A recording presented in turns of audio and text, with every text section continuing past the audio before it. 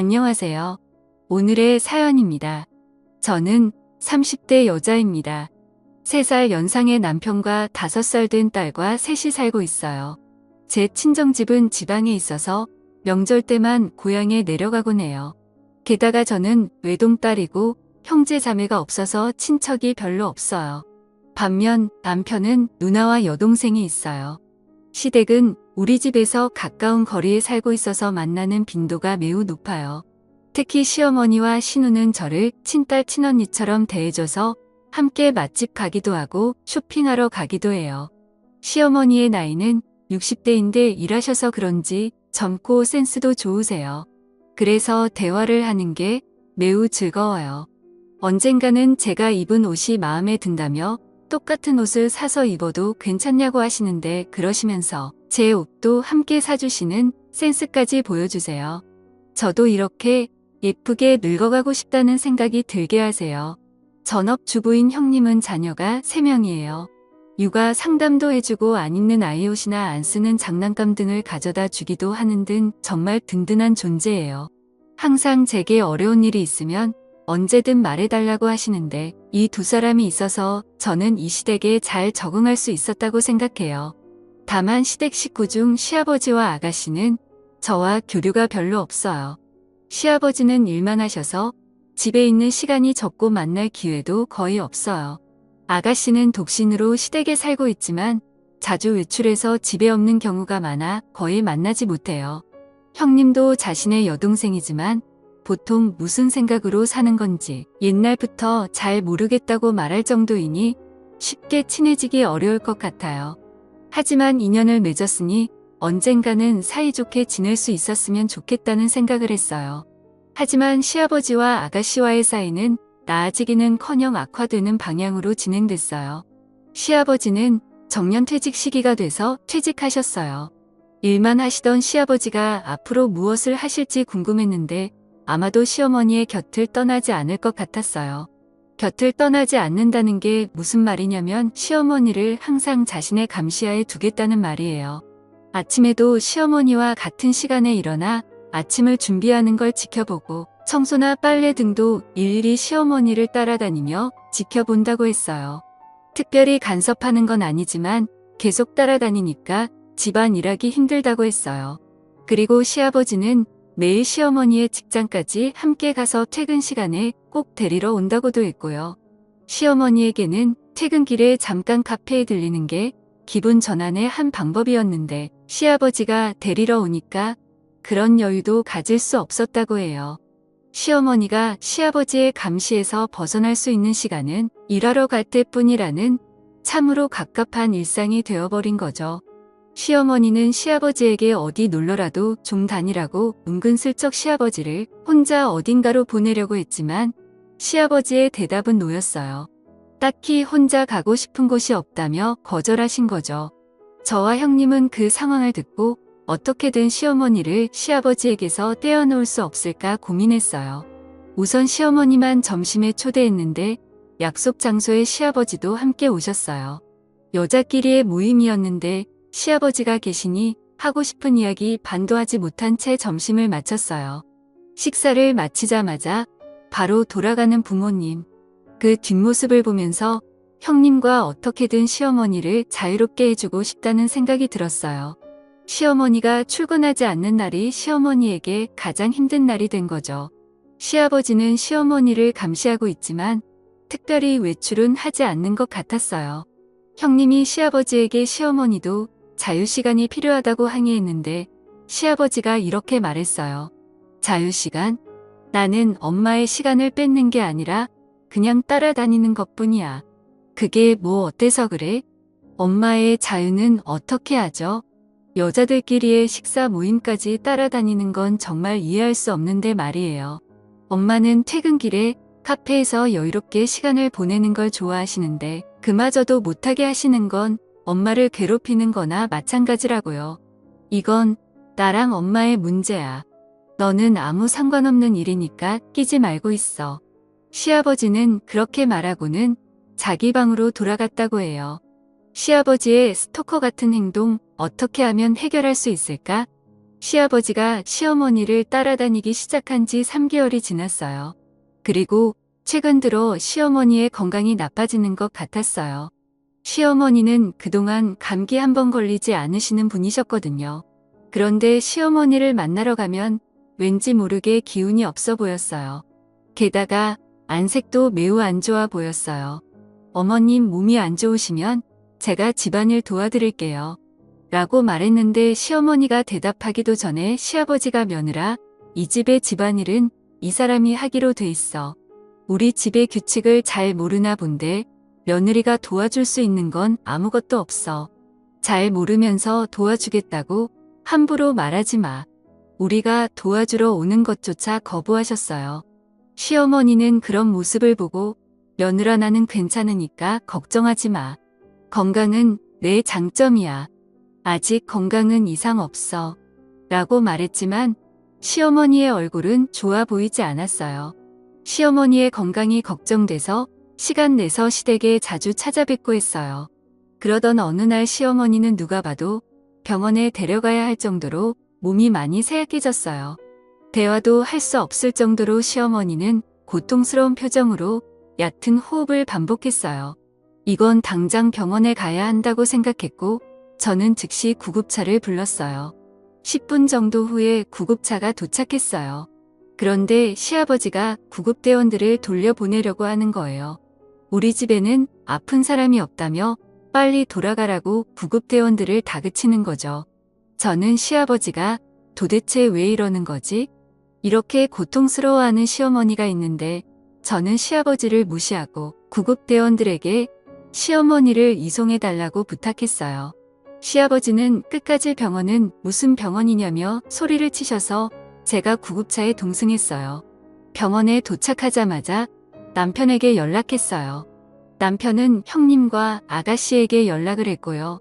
형님은 곧장 병원으로 오겠다고 했다는데 아가씨는 연락이 되지 않는다고 했어요. 구급차에 실려갔다는 메시지를 봤으면 연락 한 통이라도 하는 게 정상이라고 생각하는데 말이죠.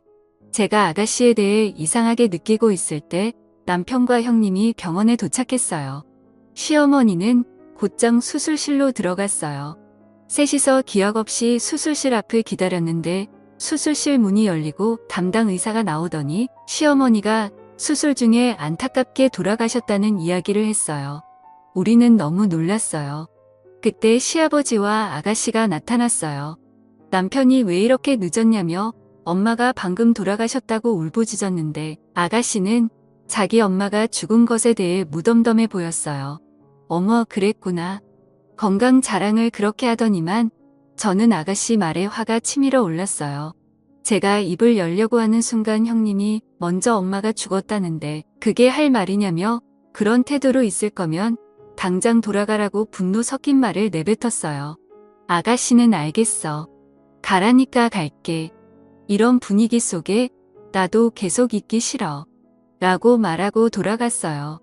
시아버지는 이렇게 될 줄 알았는지 돌아가는 아가씨를 따라 함께 사라졌어요. 남은 우리는 다시는 저 사람들과 엮이지 말자고 다 같이 고개를 끄덕였어요. 장례식은 많은 사람들의 배움을 받으며 무사히 끝났어요. 시아버지와 아가씨가 종음객을 맞이할 때는 뭔가 매우 불쾌했어요. 얼마 후 시어머니의 유품을 정리하기 시작했어요. 추억의 물건이 많아 유품 정리가 좀처럼 진행되지 않았어요. 그러던 중 시어머니가 쓰시던 화장대 안쪽에서 일기장을 발견했어요. 안 좋은 생각이 들면서도 호기심에 일기를 읽어봤어요. 처음엔 아직 시아버지가 은퇴하기 전 저와 형님과 함께 나갔던 추억이 즐거운 어조로 적혀 있었어요. 그 후 시아버지가 은퇴한 후에는 그래서도 힘든 분위기가 느껴졌어요. 혼자 행동하는 것을 용납하지 않는다. 딸을 만나러 갈 때만큼은 혼자 가도록 좀 해주지? 라는 등의 시아버지에 대한 불만이 적혀 있었어요. 그리고 돌아가시기 한 달 전쯤의 일기에는 요즘 컨디션이 좋지 않다. 내 몸에 이상이 있는 것 같은데 병원에 못 가게 한다. 이대로 쓰러지면 어떻게 될까? 라는 불안한 내용이 많이 적혀 있었어요. 그리고 가장 중요한 건 돌아가시기 전날의 일기에 적혀 있었어요. 그것은 너무 충격적인 내용이었어요. 저는 바로 남편과 형님에게 전화해서 시어머니의 일기 내용을 들려줬어요. 그러자 남편은 곧바로 경찰에 연락을 취했어요. 경찰이 도착할 때까지 일기를 지켜야 했기 때문에 저는 일기를 품에 안고 지키고 있었어요. 경찰이 도착할 때까지 저는 불안에 떨었고 10분 후에 도착한 경찰관에게 몰래 현관에서 시어머니의 일기를 보여주었어요. 읽어 내려가는 경찰관. 드디어 마지막 페이지가 나오자 경찰관은 얼굴을 찡그리며 약간 떨고 있는 것처럼 보였어요. 그 이유는 다른 방에서 유품 정리를 하고 있던 시아버지와 아가씨에게 경찰관이 다가갔고 두 사람은 처음엔 놀란 표정을 지었지만 경찰이 여긴 무슨 일이냐며 화를 냈어요. 경찰관은 시아버지와 아가씨에게 이야기했어요. 이 일기의 마지막에 두 분이 지난 한 달 동안 식사에 독국물을 넣었다고 적혀 있네요. 이게 사실인가요? 그럴 리가 없잖아요. 우리가 어떻게 독을 넣었다는 거예요? 라고 아가씨가 반박했어요. 여기에 적힌 거 보면 한 달 전부터 막내 따님이 요리하기 시작했다고 하고 돌아가신 분은 기쁘긴 한데 동시에 뭔가 좀 이상한 맛이 났다고 적혀져 있네요. 요리하면서 소량씩 독을 넣은 것 아니니까. 시아버지와 아가씨는 입을 다물었어요. 그러자 형님이 어떻게 엄마에게 독이 든 음식을 먹일 수 있냐며 들키지 않을 줄 알았냐고 다그쳤어요. 그리고 그때 여러 명과 함께 온 경찰관 중 한 명이 마당에서 농약을 발견한 거예요. 농약이 이거일지도 모르겠다며 보여준 거죠. 그러자 시아버지와 아가씨가 당황한 표정을 지었어요. 증거인멸이라는 말을 모르는 건지 너무 쉽게 증거물을 발견하게 된 거죠. 수상한 모습에 낌새를 알아차린 경찰들은 두 사람을 바로 경찰서로 데려갔어요. 가급적이면 직접 시어머니를 죽인 이유를 듣고 싶었지만 그건 나중에 들어야 했어요. 시아버지와 아가씨가 연행되자 시댁은 갑자기 조용해졌어요. 저 두 사람이 솔직하게 범행을 인정할까? 약간의 걱정은 있었지만 사망사고이니 분명 제대로 수사할 거예요. 그리고 정말 시어머니를 죽인 게 맞다면 그에 맞는 처벌을 꼭 받게 해야죠. 다음날 시아버지와 아가씨가 범행을 인정했다는 연락을 경찰로부터 받았어요. 그리고 궁금한 범행 동기에 대해 먼저 시아버지부터 이야기했어요. 시아버지는 시어머니가 좋아하는 사람이 있어서 자신과 이혼을 준비하고 있다고 생각했대요. 그래서 시어머니의 모든 행동을 간섭하고 혼자만의 시간을 주지 않은 거죠. 이 이야기를 듣고 궁금했던 건 시아버지가 누구한테 이런 이야기를 들은 건가였어요. 적어도 저나 남편이나 형님은 이런 말을 한 적이 단 한 번도 없었거든요. 분명 시어머니는 시아버지 말고는 좋아하는 사람이 없었어요. 이건 정말 확실했어요. 나도 나중에 정년퇴직하게 되면 남편이랑 둘이서 여행 다니고 싶어. 그동안 못했던 것들도 둘이서 함께 해보고 싶어. 라고 수줍게 말씀하시던 모습이 아직 선명하게 기억나거든요. 이런 시어머니를 의심하다니. 그리고 아가씨의 동기는 바로 돈 때문이었어요. 아가씨는 벌이가 그렇게 많지 않았는데도 유흥에 빠져 있었나 봐요.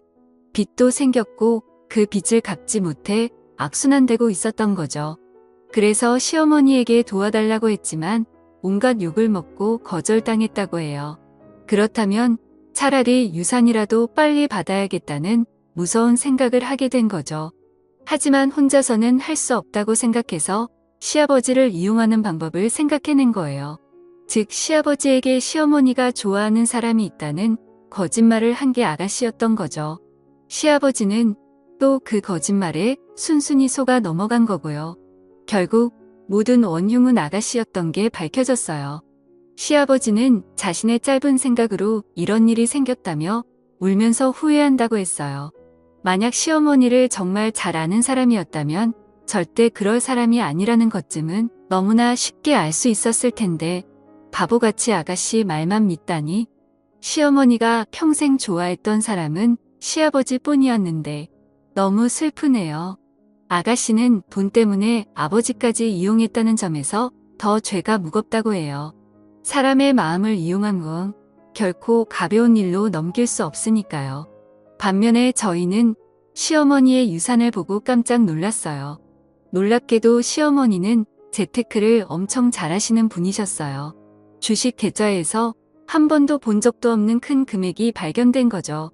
어쩌면 동거하던 아가씨가 이 사실을 알고 시아버지를 속여 시어머니를 부인이 되게 한 것일지도 몰라요. 돈이 없으면 살 수 없지만 돈이 너무 많으면 주위의 시선 때문에 살기 힘든 걸 보여주는 것인지도 모르겠어요.